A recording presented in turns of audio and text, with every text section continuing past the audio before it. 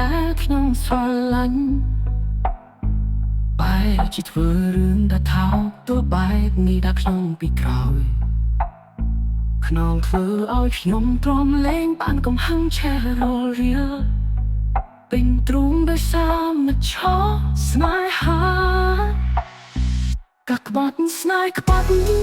អ្នកពេញជាមកក្រាស់ខ្លាំងខ្លាំងលួចយកអ្វីដែលខ្ញុំស្រឡាញ់ឲ្យគ្មាននឹងញើខ្ញុំស្អប់ញ៉ាំសពទុំវើតាឈួតមួយនេះ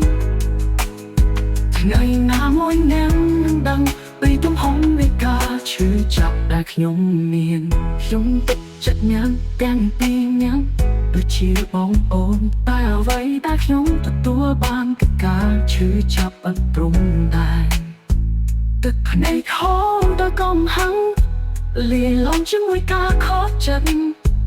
នៅទាំងពីពិតជាធ្វើឲ្យខ្ញុំមើលមកឡើងត្រង់កាក់ក្បត់ស្នេហ៍ក្បត់អ្នកពេញជាមកក្រាស់ខ្លាំងខ្មាំងលួចយកអ្វីដែលខ្ញុំស្រឡាញ់ឲ្យគ្មានញញើ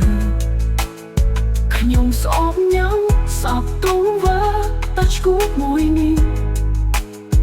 ថ្ងៃណាមួយណាំនឹងដឹងពីទំហំនៃការឈឺចាប់ដែលខ្ញុំមានកុំសង្ឃឹមថាខ្ញុំនឹងអត់ទោសឲ្យញ៉ាំស្នាមរបស់នេះវានឹងដិតតាមជារហូត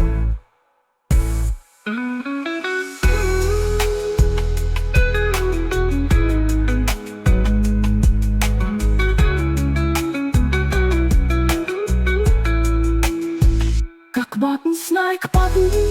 អ្នកពេញជាមកក្រាស់ខ្លាំងខ្មាំងលួចយកអ្វីដែលខ្ញុំស្រឡាញ់ឲ្យគ្មានញញើខ្ញុំស្អប់ញ៉ាំសពទុំវើតាឈួតមួយនេះ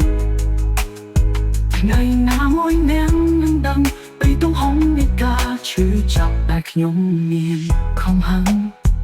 ការក្បត់មិនអាចបំភ្លេចបាន